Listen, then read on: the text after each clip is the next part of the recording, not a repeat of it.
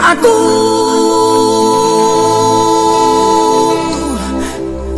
de camarades de Misro.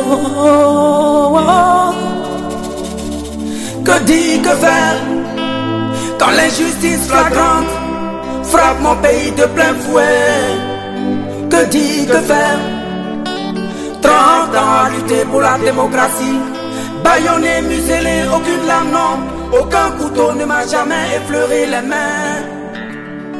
Que dit que faire quand j'ai tout sacrifié?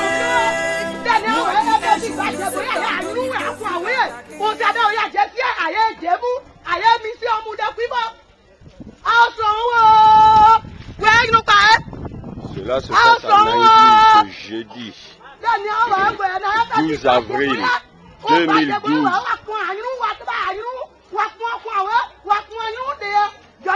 Des jeunes hommes disparaissent, des maris disparaissent par la faute des FRC qui les enlèvent. C'est un appel au rassemblement des femmes pour aller réclamer leurs enfants et leurs maris qui sont enlevés et tués par les FRC.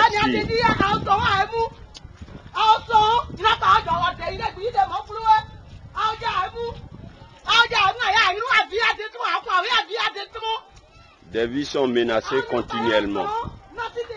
Un an après le renvoi. Nous avons un dossier brûlant sous la main. Je peux dire brûlant. Parce que j'étais obligé de constituer un dossier personnel que j'ai sous la main et que j'attends au temps opportun pour le présenter à qui de droit. Il s'agit du dossier de Bailly. Bailly, c'est un fils de ce village. Son père et sa mère sont de ce village. Il est né ici, il a grandi ici. Et ce garçon s'était réfugié comme tous les habitants de ce village-là, dans le quartier Naï. Naïmbli, ce qu'on appelle Naïmbli. C'était un camp où on a regroupé les gens qui se sentaient plus ou moins menacés. Et nous ne savions pas, pour une raison ou une autre, ce camp a été attaqué une nuit. Et des gens y ont été massacrés.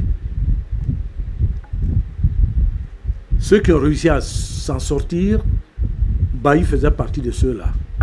Il a réussi à sortir de ce camp et il s'était réfugié à Guézon, un village du département de Diokoué, sur l'axe Diokoué-Daloa. Il y était, en compagnie d'autres camarades, quand les FSI ils sont allés l'appréhender. En pleine journée, il a été appréhendé. On l'a embarqué à bord de leur véhicule et ils l'ont ramené à Diokoué-Ville. En de pareilles circonstances, quand on reproche quelque chose à un citoyen et que ce sont des forces de l'ordre qui ne sont pas spécialisées dans la matière de judiciaire, ils ont pour devoir ou bien pour obligation de le remettre à la disposition de la gendarmerie ou de la police pour enquête.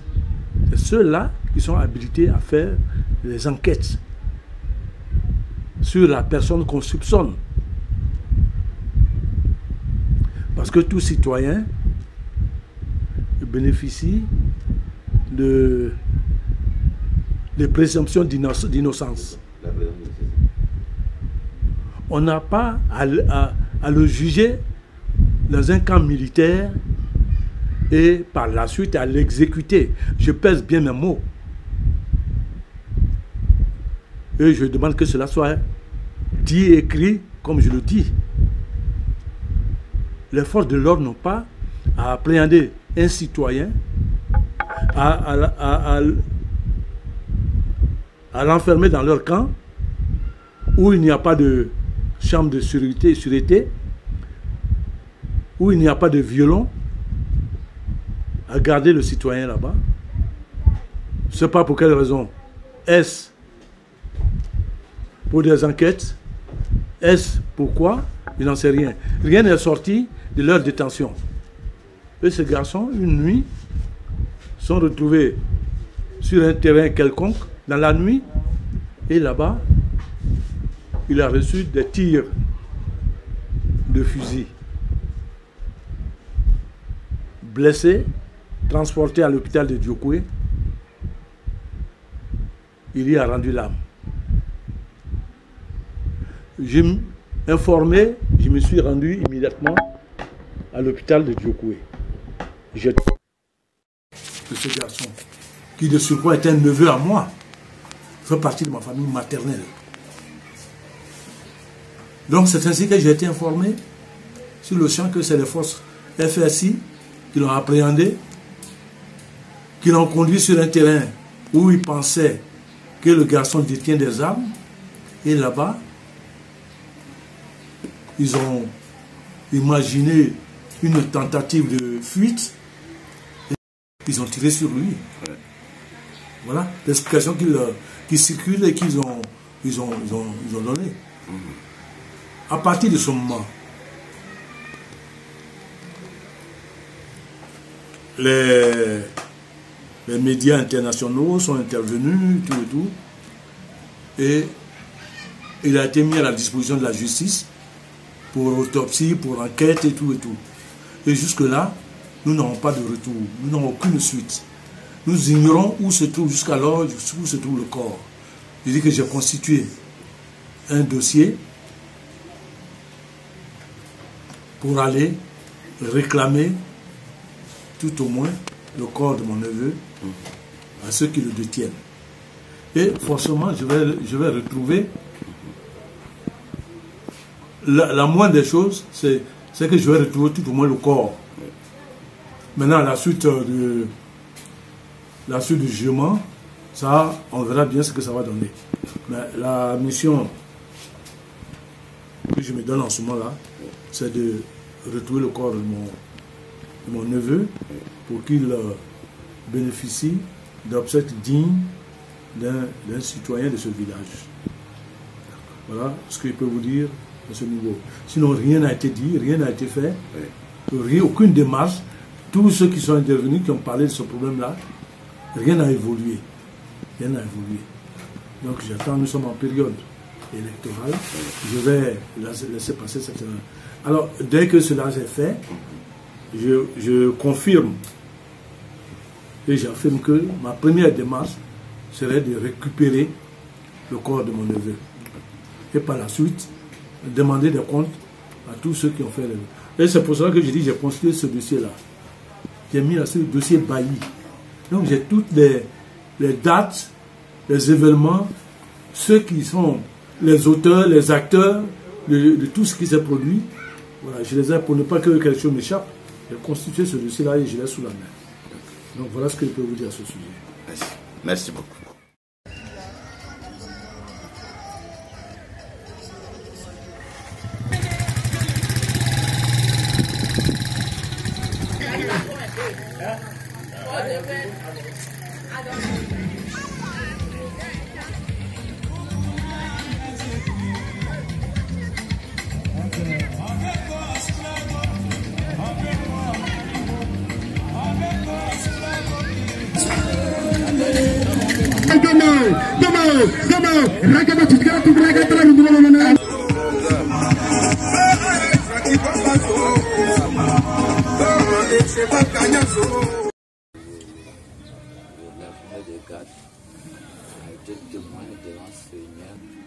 Nous sommes ici à la résidence du jeune qui a été arrêté à Naïbli et tué par la suite par les forces de FRC. Moi, je veux l'autopsie de mon fils. D'accord. Si vous connaissez la cause, qu'est-ce que vous pouvez réclamer? Réclamer quoi? Que ces malfrats sont emprisonnés à leur tour. Qu'ils sont emprisonnés? Oui. Que toute la population sache que c'est eux, c'est tel, c'est Konda, c'est Koné, c'est... Pour qu'on sache que ce qu'ils vont faire de là, c'est tel ou tel qui l'a fait. Je n'ai pas de prix à donner pour son dédommagement. Si la réalité sort, ceux qui sont conscients de la chose. C'est eux qui ont dit, bon, les parents, on vous donne ça pour... Non, c'est pas de prix forfaitaire à faire. D'accord. Est-ce que vous pouvez lancer un appel pour le président? Quel appel avez-vous à lancer? Mon appel est que justice soit rendue. Qu'on sache que ils ont tué des gens ici volontairement. D'accord. Merci. Comme ça, ils ont tué les autres et lui s'est sauvé de cette situation. Oui. C'est comme ça qu'il est témoin oculaire aujourd'hui. Il savait que l'arrivée de Mme Maureen Grisot, journaliste de RFI, les gens lui ont dit que ouais, il y a un rescapé. Elle a recherché jusqu'à elle l'a retrouvé. Il a eu peur de se présenter, il a dit qu'il n'y aura rien. Et alors ils l'ont déguisé avec la voiture des Onusiens. Ils sont partis où ils ont tué ses camarades. C'est comme ça les corps ont été enlevés avec l'aide des agents de la mairie pour être évacués puis à Abidjan. Donc voilà, depuis ce temps-là, les avocats ne font que courir vers les dignitaires ou alors les sachants, ceux qui connaissent la loi. Jusqu'à alors rien. D'accord. Donc en cela, oui. Vous, d'ici peu, vous aurez sur les médias le rebondissement de ces avocats, je ne cite pas leur nom ici. Est-ce que vous avez bon espoir que l'affaire va connaître son dénouement, que réparation et que justice soit rendue? Bon, c'est un souhait. Devant comment elle s'appelle? Elle est au secrétariat du ministre de la Justice. Quand elle m'avait reçu, je lui ai demandé purement et simplement l'autopsie. Okay. Voilà, l'autopsie d'abord. Parce que quelqu'un ne peut pas mourir. Et puis, on ne sait pas ce qui l'a tué. C'est une arme ou bien un poison. Et alors, elle a pris note. Elle était en compagnie de 2 avocats sur les 5. Donc voilà. Pour moi, d'abord, qu'est-ce qu'il a tué? Qu'est-ce qu'ils ont fait de lui? Donc la suite, on verra. Si même qu'il n'y a pas eu de quoi que ce soit, ça dit ils vont payer, dédommager, tout ça, ça va. Qu'est-ce qu'il a tué? Le président Gbagbo disait. Mais qui a été lui? Bien, vous êtes le père au jeune Nyoncien Saint-Joël qui a été arrêté suite à l'attaque du camp de réfugiés de Naïbli. Je rappelle que cette attaque est survenue le 20 juillet, un vendredi 2012. Alors, vous êtes le père de l'une des victimes, répondant au nom de Nyoncien Saint-Joël. Est-ce que vous pouvez nous relater brièvement les circonstances de son enlèvement et de la mort qui en est suivie? Je pense que ce n'est pas secret. Hein. C'est déjà même international. Et sans toutefois dire que c'est un secret, le monsieur il a 5 avocats. Il n'y a pas un mois que j'ai été appelé au ministère de la Justice pour le cas de mon fils. Ouais. Parce que le juge en son temps a Djiblo, le lobby là. Avant de partir de Djiblo, il a caché le dossier de mon fils. Et c'est les avocats qui sont revenus à la base et c'est à moi que la situation a eu une suite. Le dossier au ministère de la Justice, comme vous le dites. Bon, peut-être que pour eux c'est plaisant de tuer des honnêtes personnes. Et dire que ouais, je suis juge, pourtant tu ne fais rien pour pour être juge. Ça aussi, ça a fait d'une malédiction parce que tout le monde là ne m'a pas suivi. On va partir un an. Bien, mon fils, il était à Naimbli, un déplacé. Le jour de l'attaque de Naimbli, j'étais là-bas.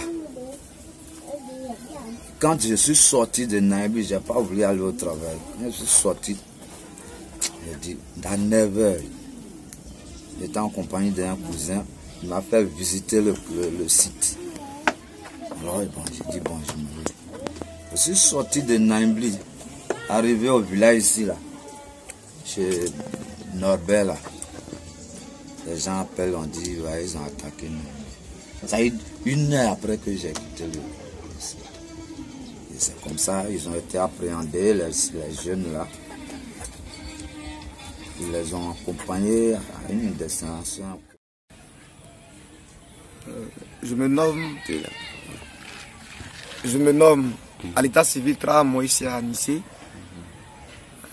Je suis pasteur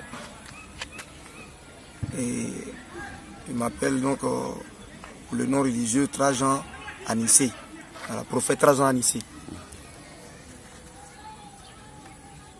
Je suis témoin oculaire des événements qui se sont déroulés en 2011 ici à Djokwe. Déjà après les élections de 2010, après octobre, pendant le contentieux, je parcourais les corridors pour exhorter les forces loyalistes à la fidélité, à rester donc loyal. Et je priais avec eux, pour ceux donc qui croyaient à mon ministère en tant qu'homme de Dieu. Et chaque fois, on recevait des informations que des rebelles venaient donc des villages. Ils venaient des villages de Bangolo, ils approchaient pour encercler la ville de Djokwe. Et ce lundi 28 mars, déjà tôt le matin, au moment où on se réveillait avec des coups de feu. Donc la ville était attaquée. Et pendant les combats, les forces rebelles étaient aidées par les soldats onusiens, parce que les soldats onusiens survolaient la ville avec leurs avions et tiraient en direction des soldats des forces de défense et de sécurité de Côte d'Ivoire. C'est ce qui s'est passé toute la journée jusqu'à ce que la ville tombe aux mains des forces rebelles, donc aidées par les onusiens. Prise. Le lendemain matin, mardi 29 mars,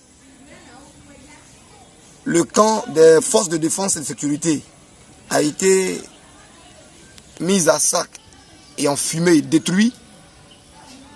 Quand il a été détruit, aux alentours de 13 h par là, donc l'après-midi, notre quartier, le quartier Carrefour, ce quartier qui est à la périphérie, à l'entrée de Djokwe, en quittant Abidjan, a été envahi par les éléments du pouvoir, donc de ceux qui venaient de prendre le pouvoir, les dozos, des militaires qui avaient envahi le quartier. Et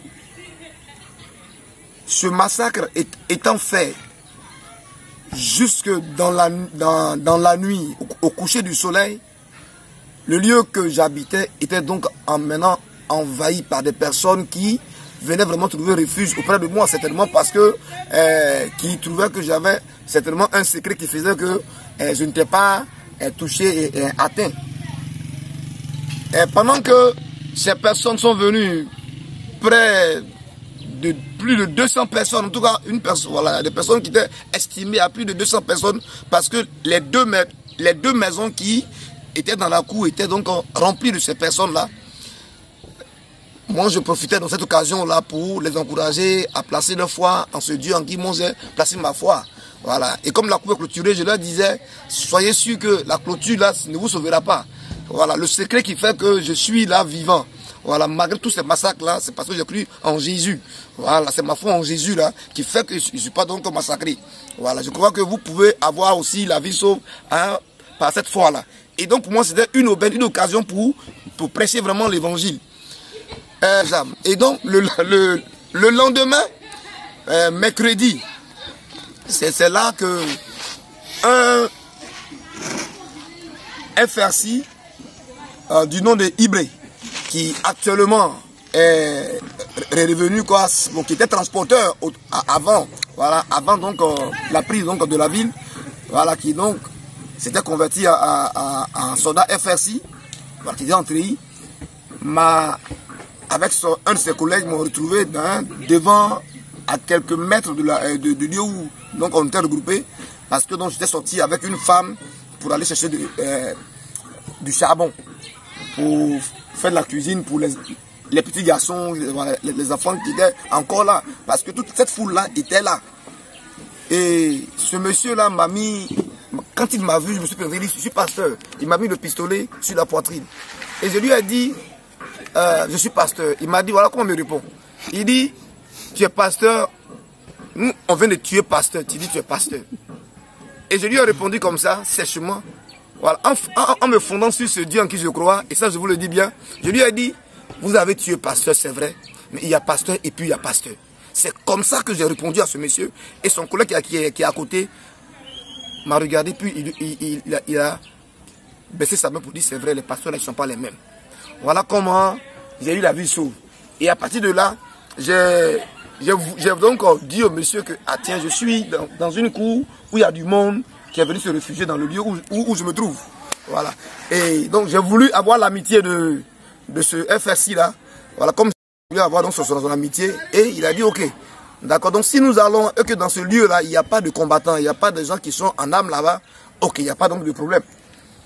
Nous sommes allés, il a vérifié toute cette foule qui était amassée dans cette cour là. Il n'y avait personne donc qui était en âme. C'était donc des jeunes garçons, des femmes, des vieillards. Et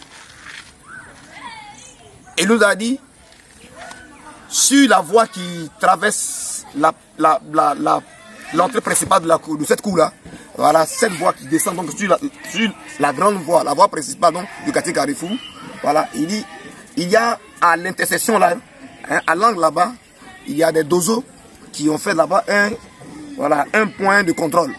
Donc, on va aller donc trouver ces dozos là, et puis il va donc essayer à les convaincre pour qu'ils ne viennent pas faire de massacre. Quand donc je suis parti avec mon ami Nyamomine, donc dont la mère à la cour, quand on est parti, pendant qu'on a fait toute cette foule là derrière, quand on est allé et on est arrivé donc à ce point de contrôle des dozos là, un des dozos me regarde et comme je suis donc ouais, il me regarde ici ouais, il me regarde furieux, tout furieux, voulant me tuer, et je lui ai répondu, tu sais que le pouvoir de tuer là, c'est Dieu qui t'a donné. C'est pourquoi aujourd'hui tu es en train de tuer. Si Dieu t'a pas donné ce pouvoir là, tu peux pas tuer quelqu'un. Et donc tu ne peux rien me faire. Quand il m'a regardé, il a dit, ok, il s'est calmé. Voilà. En tout cas, j'avais mon secret, je ne négociais pas avec eux. Voilà, je démontrais la foi en ce Dieu en qui je crois. Parce que ce qui est arrivé à la Côte d'Ivoire, ça surprend les Ivoiriens, mais moi ça ne me surprend pas. Et donc, quand on a parlé ainsi avec ce monsieur-là, c'est Dozo, Ibré, qui est donc le FRC, qui est parti pour négocier auprès des Dozo pour qu'il laisse tranquille ceux qui sont regroupés dans la cour où j'étais. Quand il a parlé avec les Dozo, ils sont venus. Un groupe de ces Dozo-là est venu avec lui et avec nous. Et quand ils sont arrivés et qu'ils ont trouvé du monde amassé là, quand ils ont vu ce monde-là, ils étaient donc surexcités. Et ils étaient à l'entrée de la cour. Et Ibré était donc en train de négocier avec eux. Et ils étaient en train de parler en malinké. Ils parlaient en malinké, ils voulaient tuer tous ceux qu'ils ont trouvés là.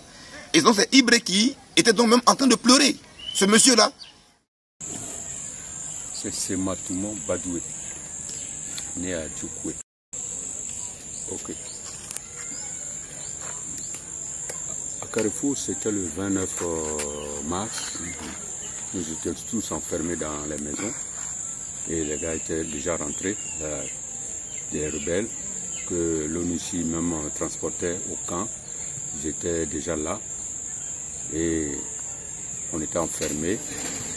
Lorsque nous sommes sortis pour voir, là, c'était la meute en tout cas. C'était toute l'armée de la CEDEAO, parce qu'on voyait des gens en armes, qui avaient des bazookas, qui avaient des RPG, qui avaient tout, qui circulaient dans le couloir. Et on était obligé de se cacher, parce que là, tous nos petits qui nous gardaient, qui nous surveillaient, ont déjà pris ils ont déjà pris la tangente. En tout cas, ils sont déjà partis. Chez nous, on était restés maintenant livrés à nous-mêmes. Les dozos étaient arrivés. Alors là, c'était la panique. Donc, on m'a été appuyé. Et moi-même, j'ai 9 parents qui sont décédés dedans. Qui ont été tués par les dozos. Plus même mon fils aîné. Il a été décapité. Et l'ONUCI qui transportait tous ces hommes, et ils étaient dans leur camp, mais ils faisaient comme si rien n'était.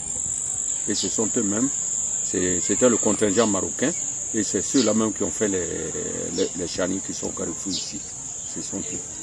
Voilà. Comme je n'ai pas vécu la situation, voilà, parce que nous on était au Carrefour déjà quand ça se passait là-bas. Voilà. On a vu ce que nous avons appris seulement, et que c'était vraiment un truc programmé. Voilà. Parce que c'est une petite affaire de dire ils ont volé des trucs, et puis allez, les gars sont venus, parce que pour eux il fallait finir avec le guéré. Voilà. Parce que c'est le guéré qui est leur victime. Le guéré doit mourir. Voilà.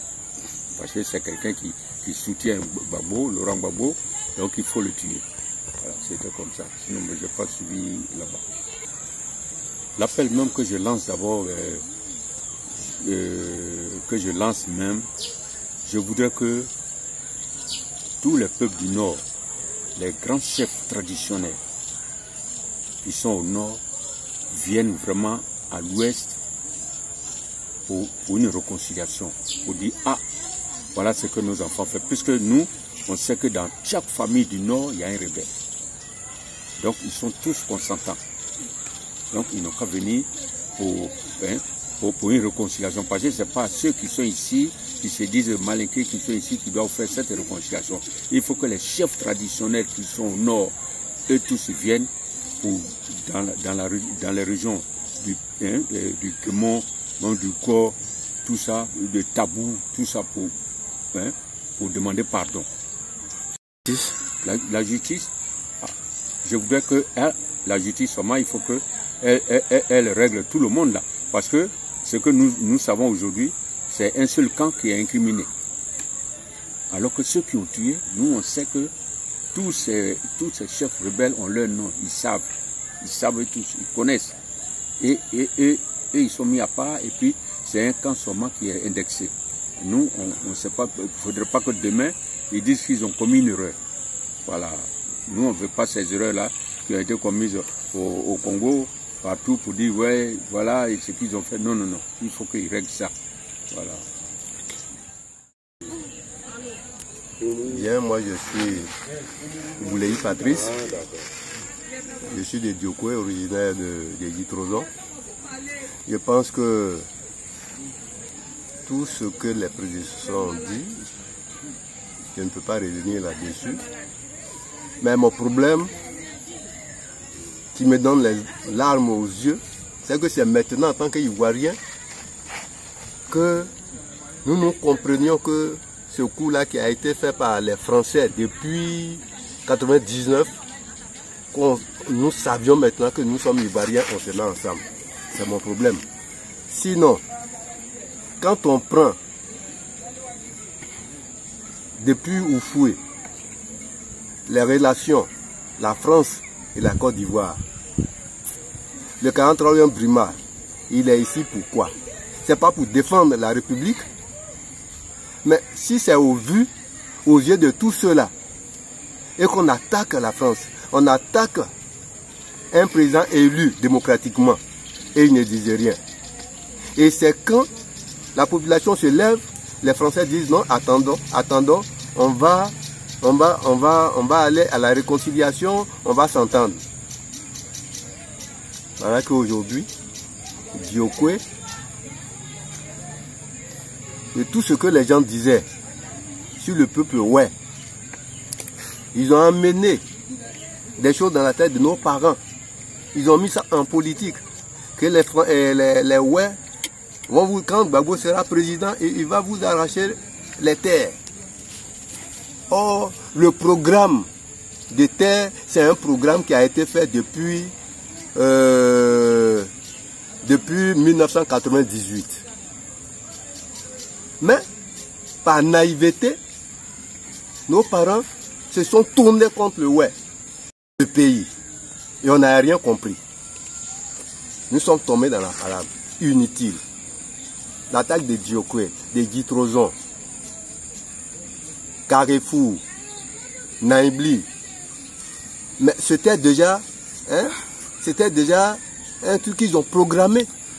C'était programmé. Parce que quand on voit le préfet qui représente le président de la République dans une région, dans un département, quand il va assister cela et devant les Onusiens, et juste après de contraire, jusqu'à présent, il n'y a pas de suite. Mais nous autres, qu'allons-nous faire? Parce que quand c'est chaud, on fait recours à la tête. On fait recours à la tête. Mais qu'est-ce que la tête aujourd'hui? C'est ceux qui nous ont colonisés. La France, l'Union européenne. Mais qu'est-ce qu'ils attendent? Qu'est-ce qu'ils attendent? Et c'est seulement, dans cette bagarre, dans cette guerre, c'est seulement que Laurent Gbagbo, qu'on déporte là-bas. Mais Dieu merci, il a acquitté. Mais qu'est-ce qu'on attend jusqu'à présent pour qu'il revienne dans son pays? On parle de la cohésion sociale. On parle de la cohésion sociale. Mais il faudrait que ceux qui ont discuté la cohésion sociale, il faudrait que quand même chacun sache ce qu'il a fait à son ami. Qu'on pardonne, pour qu'on se pardonne, il faut qu'on se dise la vérité. Asseyons-nous et discutons. Il faudrait qu'on sache qui a fait quoi, avant qu'on puisse pardonner. Le ouais, nous, l'hospitalité, pour ceux qui ont foulé le peuple ouais, c'est nous qui avons accepté nos parents, leur terre, notre terre aux frères étrangers. Hein? Mais depuis ces années, il n'y a jamais eu de guerre. Mais les gens ont profité de ça pour nous envoyer la guerre. Et pour celui qui combat pour nous, Laurent Gbagbo qui combat pour nous, pour tout le pays.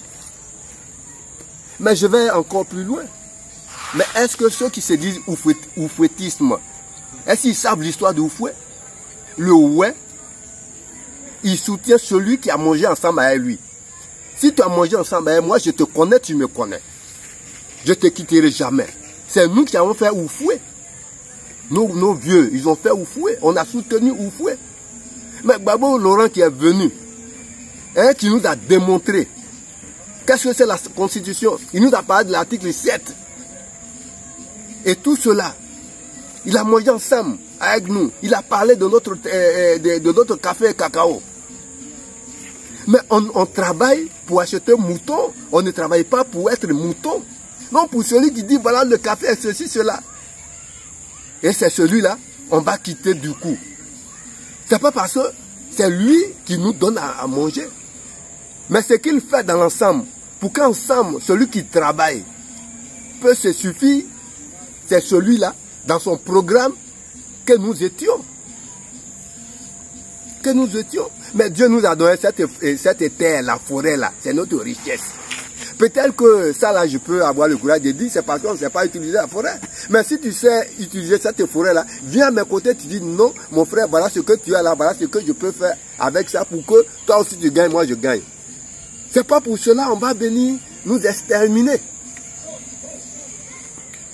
Que cette guerre, la France, l'Union européenne, hein, est témoin. Est témoin. Les militaires qui sont ici, ils sont ici pourquoi? Ce qu'on a signé, ils ont signé à Oufoué. C'est pas pour défendre? Ou bien c'est pour venir contre l'État? Ils vont venir nous expliquer. Et maintenant que Gbagbo est acquitté, mais il faut qu'on sache maintenant qui a fait quoi. Seulement à la réconciliation. Il faudrait que la vérité sorte pour qu'on se dise, on se pardonne. Pour que la vérité soit mise à jour pour qu'on pardonne. Nous l'avons déjà pardonné. Parce que le fait même que Gbagbo est déjà libéré, ça nous a un peu soulagé. C'est-à-dire que Dieu l'Éternel Tout-Puissant est au-dessus de tout. Et c'est sa voix qui porte. Hein? Il est toujours sauvé. Je ne vois pas comment, avec tous ces trararas, que le président Laurent Gbagbo pourrait un jour être acquitté.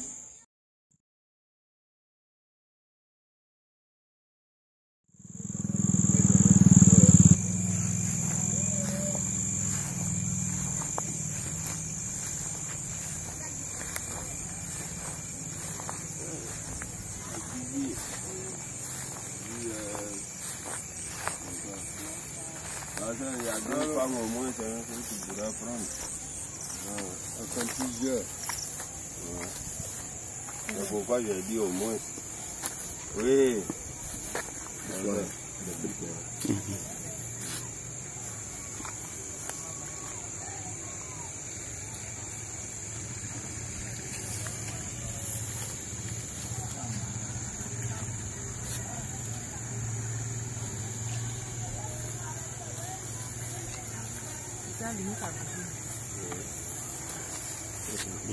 Merci. Il n'a pas allumé sa bouche. Il n'a pas venu parler, il est venu regarder comment moi j'allume pour lui.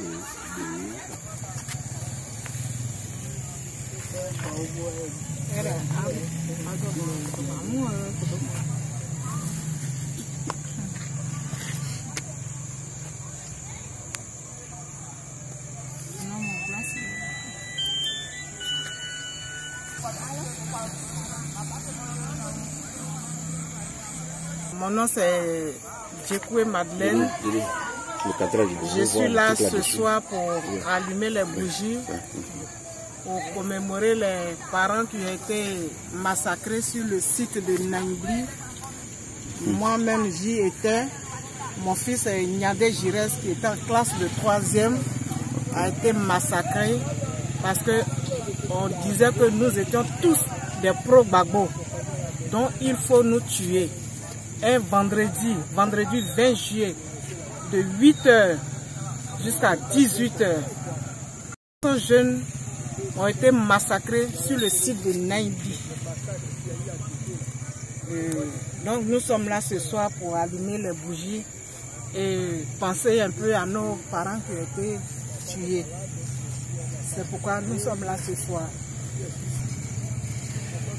Oh, mon souhait est que nos parents qui ont été massacrés à Naïbli soient vengés ou bien que la justice soit faite. Que la justice soit faite. On ne peut pas tuer nos parents comme ça, cadeau. Il faut que la justice soit faite.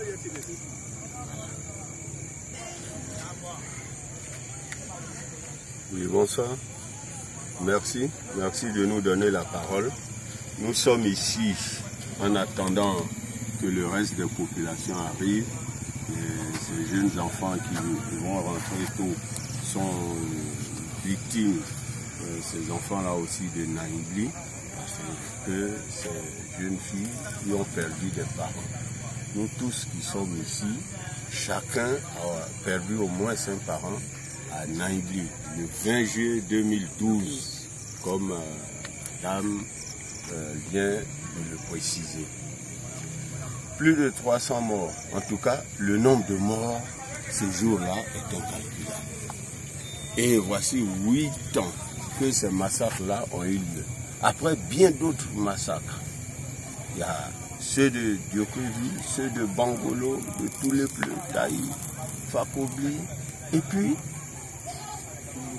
Dioko et Carrefour, au lendemain même de ce qu'ils appellent une crise post-électorale, un terme que nous réfutons parce qu'il y avait un programme de nuisance, là, voilà, qui était mis en place, un programme d'extermination du Métis. Ça c'est clair.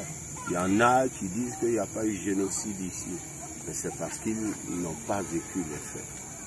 C'est triste, c'est honteux. Alors, quand la justice?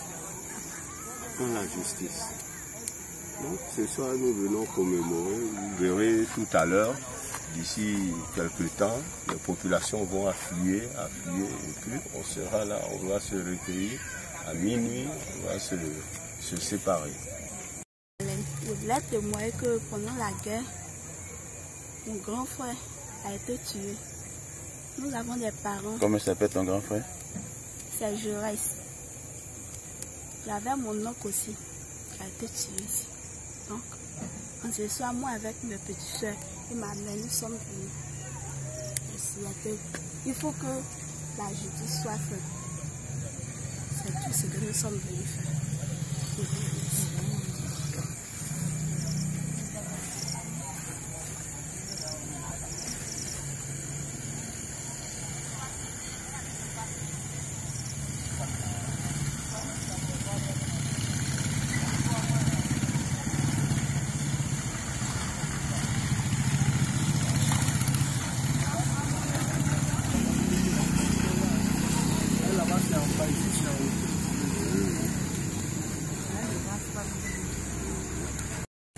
Moi, c'est Trion Gisèle.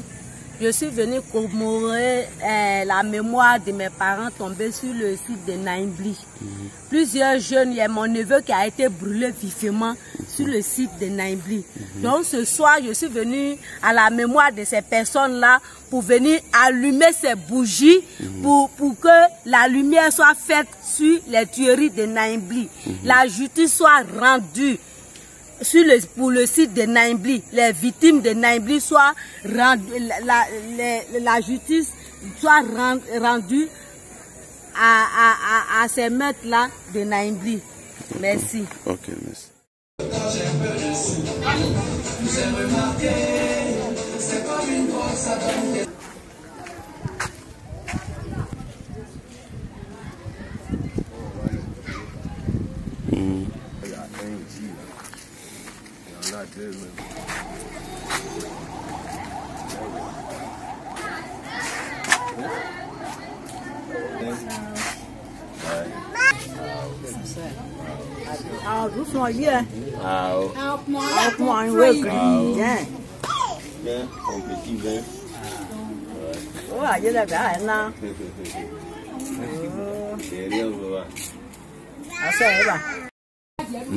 Je m'appelle Baja.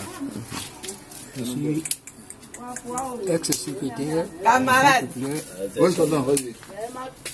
à Péon, la section de Péon. Et actuellement, la fonction de chef de tribu Boapleu. Donc je me suis retiré parce que je suis un homme apolitique maintenant. Sans ça, j'ai su le cœur le Front populaire du Boapleu. Alors vous avez été victime des exactions de 2011. Est-ce que vous pouvez nous rappeler un peu les faits? Bon, j'ai été victime. Je sais que en avril 2011, si je ne me trompe pas, le 30, un mardi à 16h, les soi-disant rebelles sont pénétrés dans le village. Ma fille et moi, ma famille et moi, on s'est réfugiés dans la broussaille. Tous mes biens sont emportés. Plus la moto qui m'a été offerte par le parti pour la campagne du président Gbagbo. Quand j'étais en brousse, ils ont pillé ma maison, emporté tous mes biens. Après, ils ont brûlé la maison. Depuis cette date-là,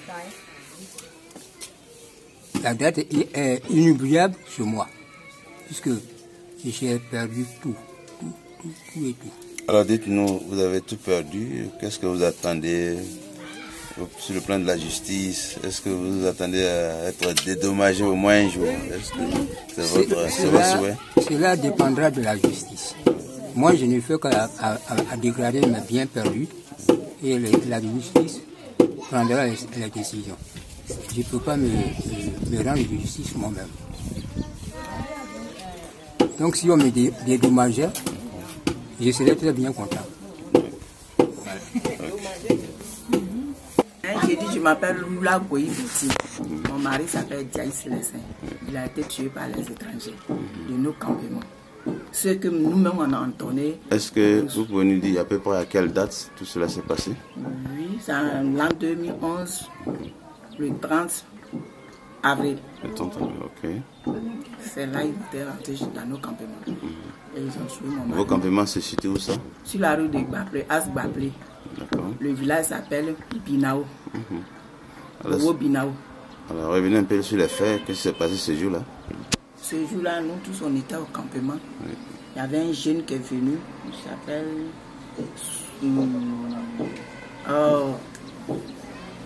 Seriba. Seriba qui est venu nous trouver, annoncer qu'on a attrapé Djokwe. Nous on a envahi Djokwe déjà. Là on vient vous dire que vous pouvez continuer votre travail. Parce qu'il les a appelés d'abord à la réunion, à la grande mosquée de Djokwe pour dire tuer vos tuteurs. Dites-moi, Seriba c'est qui? C'est un jeune Sénifo. C'est un étranger. C'est lui, il est venu les informer, ils vont commencer à travailler. Et la nuit, ils ont commencé à brûler les maisons. Quand vous dites travailler, qu'est-ce qu'on entend par travailler? Ils vont travailler, ils vont commencer à tuer les tuteurs. Attaquer, pour nous attaquer. Ok, d'accord. Seulement que les guéris. Dans nos campements, ils ont tué 8 personnes. Ils ont tué 8 personnes. 8 garçons même. Mon mari s'est impliqué dedans. Il les a tués. Ce jour-là, moi et mes enfants, on était tombés dans la brousse. On a fait une semaine. Vous avez combien d'enfants? J'ai 8 enfants. Avec mon mari. Là, j'avais 4 qui étaient au campement avec moi. 2 sont à l'école en vie. Là, je suis tombé en brousse avec mes enfants. Nous avons attrapé mon mari. Là, je perds. Quand je venais, ma maison était ouverte. Ils ont tout ramassé. Mais je n'ai pas besoin de dédommagement. Ce qui nous a fait du mal, c'est ce que moi je regarde. Et aussi, ils sont accompagnés par l'ONICI. D'accord, ce que vous en faites du mal, qu'est-ce que vous voulez, vous, qu'il soit fait?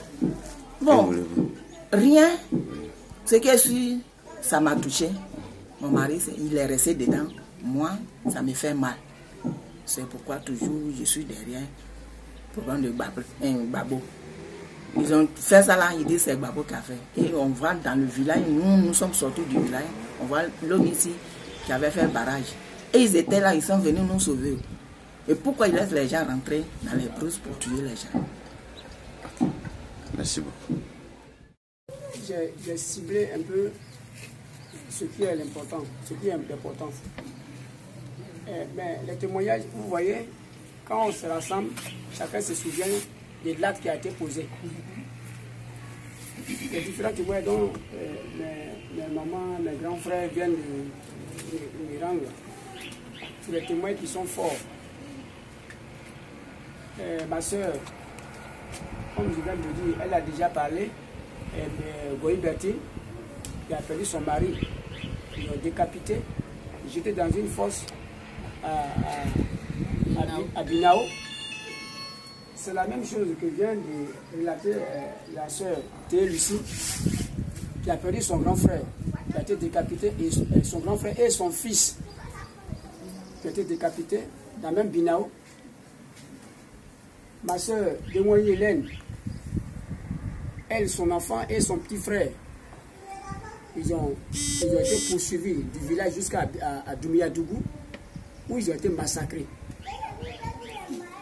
sur la rue. Il y a plein de témoignages pour des biens qui ont été emportés, des parcelles de forêt dont mon frère Gabriel il vient de souligner. Lui, il était un ancien militaire qui a bien voulu déposer le pays pour venir dans son village, parce que son vieux, voyant l'âge de son père, qui était beaucoup avancé, il n'y avait personne pour assurer l'intérim. Donc il était obligé de faire un retour à la terre. C'est ainsi qu'il a rendu démission de l'armée et il est venu au village. Mais comme ils savent que c'est un ancien militaire, que la crise a déclenché, il pouvait servir de bouclier à ses frères. Donc il fallait le poursuivre pour l'éliminer. Alors Dieu, comme il est toujours très haut et qu'il n'a jamais voulu que l'innocent soit atteint, alors lui, sa vie a été épargnée. Mais néanmoins, que sa vie a été épargnée, n'est pas loin au corridor de Guitrozon. C'est là se trouvait le camp de l'ONICI. Et quand le massacre a eu lieu la nuit, ils étaient là. Est-ce qu'ils ont intervenu? Mais quand vous me parlez de ces gens-là, mais ça me blesse le cœur. Les mêmes Onisiens, c'est eux qui ont fait le camp de Naïmbli, qui l'ont bâti. Et qui ont mis ces réfugiés, ces hommes sans défense, dans ce camp, le camp de Naïmbli. Il n'a pas été construit par les ouais. Mais c'est par l'ONICI que ça a été construit. Et là, aux yeux de l'ONICI, les Bangladesh, ce temps-là, c'est eux qui assuraient l'intérim, la garde. C'est ce jour-là que ceux-là, sous leurs yeux, les Dozo, les FRC, ont massacré les hommes qui étaient à l'intérieur du camp de Naïmbli. Où est le rôle de l'ONICI? Ils sont complices de la théorie des ouais. Ils sont complices. Et même, ils ont envoyé des étrangers par hélicoptère descendre dans le village pour massacrer. Ils ont pris des étrangers dans leur cargo pour les déposer, des rebelles, dans le village pour le massacre. Et ceux-là, aujourd'hui, ont occupé des forêts. Mais quand vous partez à Bagogo, à Madé, où il y a au moins plus de 6000 halogènes venant du Burkina Faso, du Mali et de la Guinée, qui ont occupé la parcelle de Montpeko. Est-ce que nous savons la suite de Amadé? Est-ce que ce n'est pas un coup qui a été joué pour l'enlever là et le mettre à l'abri? Qui l'a fait? Ils sont toujours là. Amadé là, il a ses représentants. Son gouvernement fonctionne. Aujourd'hui, moi, mon oncle qui est à Bago n'a pas accès à son champ. Mais appelons les chefs par leur nom. Mais quand on parle de victimes, c'est nous les vraies victimes, les ouais. C'est nous les vraies victimes. C'est nous on doit dédommager. C'est de nous on doit parler sur les antennes des radios du monde. Ce qui n'a jamais été vécu dans une guerre l'a été en Côte d'Ivoire. Détruire un camp. Voyez, c'est inconcevable. On ne peut jamais imaginer un tel sort pour un peuple. Qu'avons-nous fait? Le peuple. Et jusqu'au jour d'aujourd'hui, même celui qui est le président français à son temps qui était au pouvoir, comment il s'appelle? Sarkozy. La CPI ne l'a pas inquiété. On ne l'a même pas demandé un seul instant. Oh, c'est lui qui a envoyé la guerre en Côte d'Ivoire avec ses Français. Ils ont préparé la guerre depuis le Burkina. Et tout le monde le sait. est-ce qu'il a été inquiété par la CPI?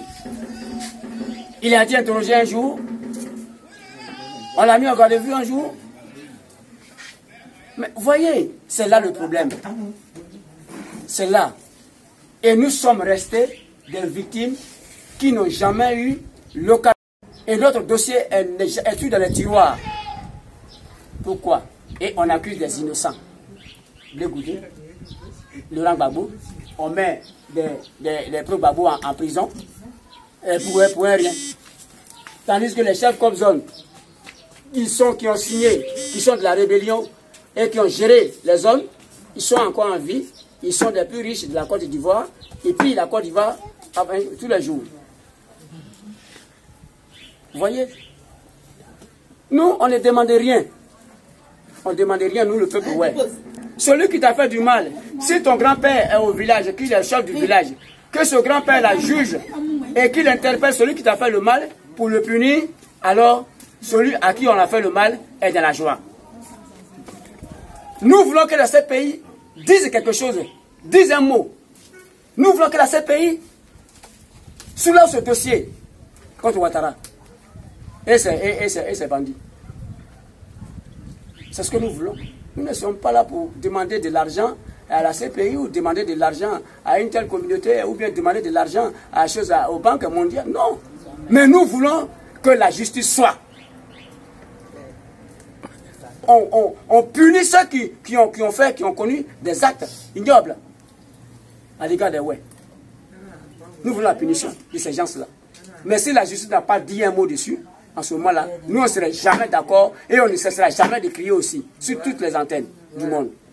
Voilà ce que j'ai à vous dire.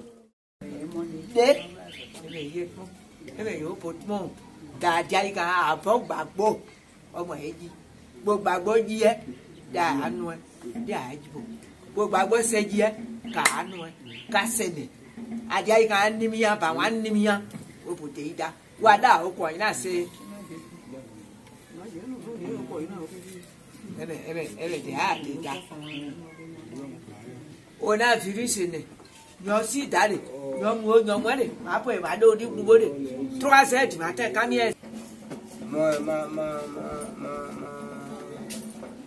ma jemo ye e ma jemo da fuen se Gbagbo ne o de so na de so we fredi ne we di siwe no e pa do crise ye go na ko ji na ai wonu ai wonu ba ina so mo du putte mu de yo je o ma kwa mo me o du di me ma em sa ma ka mu ai de ne dai me ai do ku ma di ma bi ba ma li ke ma e me yetu o ya di pere me ma ku abe o sa o tasi e me di da o du de me o pe di ya be di o ke kaka o me gbo ma se ai budo no ma no you e ti no bu se bo no e ma le o ba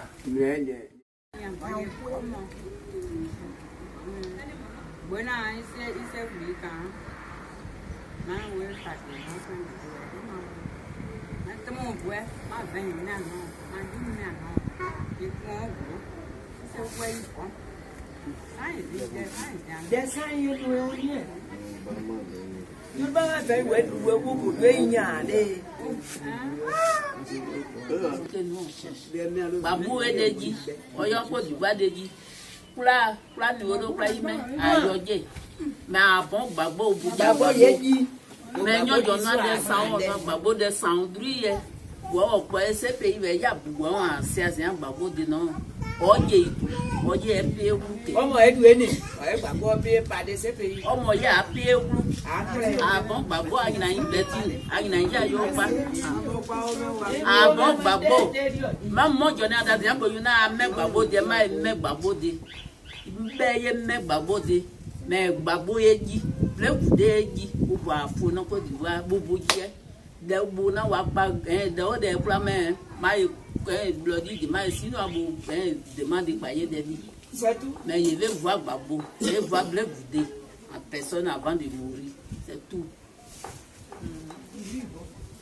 et oui bon je vais pas là Mathieu a écrit mon ami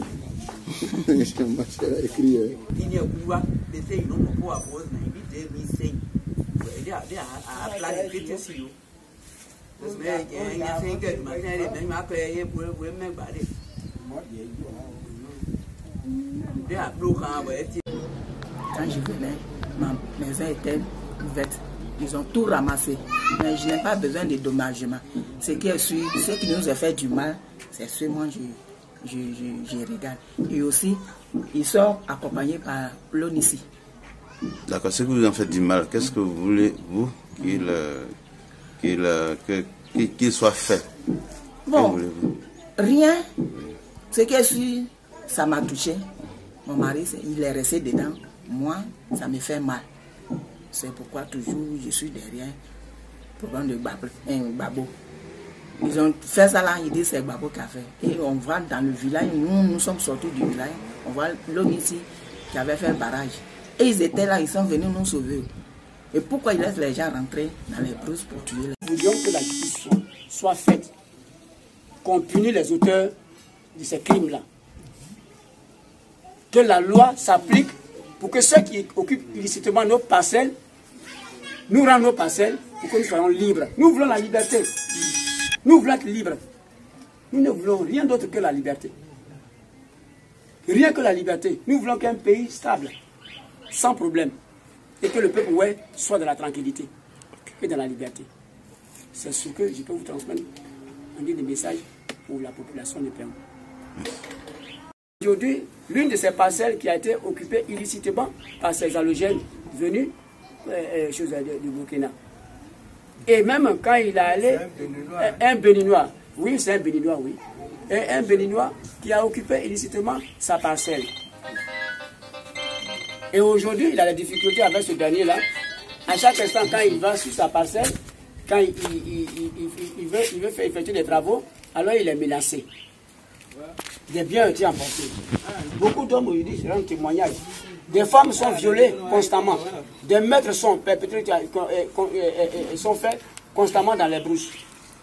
Aujourd'hui, les femmes ne peuvent pas aller, même chercher du fagot. Une femme ne peut pas se déporter. Se faire accompagner par plusieurs, au moins, si elles sont en groupe, elles peuvent aller dans une forêt pour aller chercher du fagot. À cause de cette même situation aujourd'hui, les campements qui existaient, chacun avait un petit campement dans lequel quand même il puisait ses ressources. Alors aujourd'hui, nous sommes tous, on a abandonné ces campements-là. Ils ont été incendiés. Tu ne peux pas aller en brousse toi seul. Tu ne peux même pas dormir dans un campement. Tout a été cassé. Et aujourd'hui, c'est les halogènes qui ont des campements, qui ont des gros campements aujourd'hui, qui deviennent des sites habités et qui sont en émergence. Ils ont occupé les parcelles illicitement, ils sont bien. Vous voyez, donc quand nous rentrons dans ce domaine, quand on revit encore ce moment-là, ce moment douloureux, des vieux souvenirs nous viennent encore en mémoire et nous sommes obligés de vous traduire ça. Et tout ce qu'il vient de dire, il n'y a personne qui peut lever le doigt pour dire que je veux un intérêt. Non, nous ne sommes pas des hommes d'intérêt, mais nous sommes des hommes de la justice. Puisque Dieu a dit à César ce qui est à César, à l'homme ce qui est à l'homme. À Dieu ce qui est à Dieu. Nous ne voulons pas qu'on nous dise, non, on va... Oui, bon, si d'autres disent qu'ils vont essayer de compenser les victimes, bon, ça ne les engage que ceux-là. Mais nous, on veut que la justice soit. Nous voulions que la justice soit faite. Qu'on punisse les auteurs de ces crimes-là. Que la loi s'applique pour que ceux qui occupent illicitement nos parcelles nous rendent nos parcelles pour que nous soyons libres. Nous voulons la liberté. Nous voulons être libres. Nous ne voulons rien d'autre que la liberté. Rien que la liberté. Nous voulons qu'un pays stable, sans problème, et que le peuple soit dans la tranquillité et dans la liberté. C'est ce que je peux vous transmettre en guise de message pour la population de Pérou. Dévaillé, poli.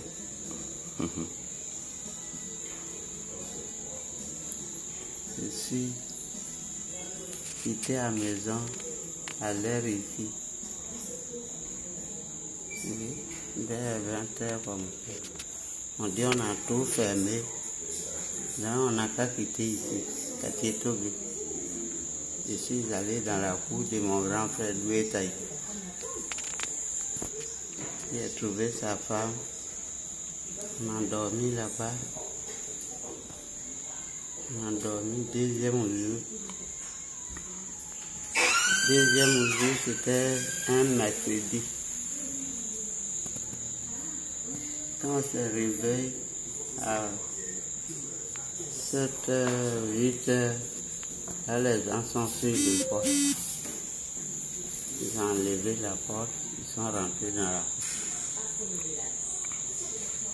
Je ne sais pas où est partie ma belle-sœur, la femme de mon grand, sa sœur. Moi aussi, je suis sorti. Les jeunes garçons qui sont dans la cour avec nous, tous sont... Je suis sorti. Ma petite fille est restée dans la chambre. J'ai dit, il faut sortir, on va partir. Elle me dit, mais si on sort, on ne va pas nous tuer. J'ai dit, mais si on reste dedans, on va nous tuer. Elle est sortie, elle s'est arrêtée sur l'escalier, elle ne voulait pas descendre. Je voulais la tirer avec mon bras. Là, ils sont collés sur les murs, je ne peux pas les compter. Quand je tire ma petite fille, mon fils, ici.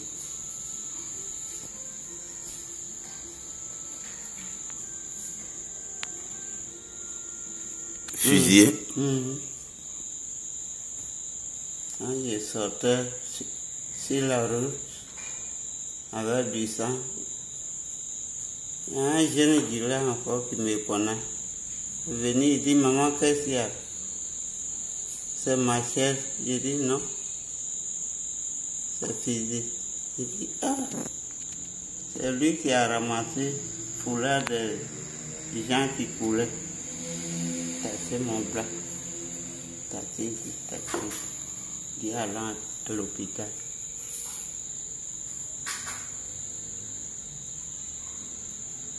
Au marché maintenant, il n'y avait personne. C'est eux seulement qui sont. Il est parti pardonner ses camarades. Et puis on est parti à l'hôpital. On est à Diopé ici. Nos enfants ont envoyé voiture. On me fait partir à Vigny. J'ai passé. Je suis parti 2011. Je suis revenu à Diopé 2018. J'ai passé 8 ans là-bas. Merci, bonsoir, monsieur le journaliste. Je suis Guité Monéo Gabin, secrétaire général du Front populaire à Diokwe. Et pour ce que vous voulez savoir, il faut dire que de par notre propre voix et de par la voix des populations, on est véritablement meurtri. Meurtri, mais très remonté quand même contre la justice internationale. À commencer par la procureure Fatou Bensouda, voilà, qui, comme les avocats même de Laurent Gbagbo l'ont révélé, hein, mène un procès partial et puis vraiment partiel. Parce que nous nous souvenons de ce que la France a fait prendre à l'ONU une résolution en mars 2011, la résolution 1975, parce que 7 femmes avaient été assassinées à Bobo. Les armées onusiennes, l'armée française et tous les bras cassés de la rébellion ivoirienne sont venus massacrer les Ivoiriens. Mais de tout ça, Madame Bensouda n'en a cure. On en a marre. Il y a eu les massacres de Diokwe Carrefour. Diokwe Carrefour, c'est le pic. Sinon, tout le pays, ouais, le sud de la Côte d'Ivoire, hein, un pays Atié, Abé, un pays Gouro, un pays Koumen, un pays Bété, massacres sans nom. À Abidjan même, les autochtones d'Abidjan ont été massacrés. Mais tout ça, c'est situé dans ce qu'eux, ils appellent la crise post-électorale. Mais nous, nous appelons ça et nous continuerons de défendre cette thèse. C'est une guerre de la France contre la Côte d'Ivoire. Parce que où tout ça, ça a commencé? Les élections de 2010, ça c'était leur mauvais montage pour finaliser leur guerre contre Laurent Gbagbo et le peuple patriote de Côte d'Ivoire. Où est-ce que tout ça a commencé? En septembre 2002, ce pays dormait paisiblement, il a été attaqué. Il a été attaqué et puis très vite, il s'est trouvé des voix pour dire non, mais ceux qui attaquent là, ils sont dans leur bon droit, il faut discuter avec eux. Fatou Bensouda n'est jamais remonté à ces fêtes-là. Laurent Gbagbo, un dirigeant responsable de la Côte d'Ivoire, a su mener la barque jusqu'à novembre 2004, où, bon, les héros étaient fatigués, il fallait en finir avec cette rébellion. Mais là, la première fois déjà, sans nous la déclarer, la France est rentrée en guerre contre la Côte d'Ivoire. Ce sont des centaines d'Ivoiriens qui ont été massacrés à l'hôtel Ivoire à Abidjan, sur les ponts à Abidjan en 2004. Mais tout ça, Fatou Bensouda, non, c'est même pas sa préoccupation. Personnellement, et puis ce qui correspond à la norme, quand on déporte, on fait déporter quelqu'un relativement à des élections, mais une cour de justice internationale, si elle est incapable de faire le recomptage des voix, c'est pas la peine de distraire la population. Il y a eu, il y a des hommes pour qui les mots vérité, justice, honneur, dignité ont toujours un sens. Et c'est grâce à ceux-là.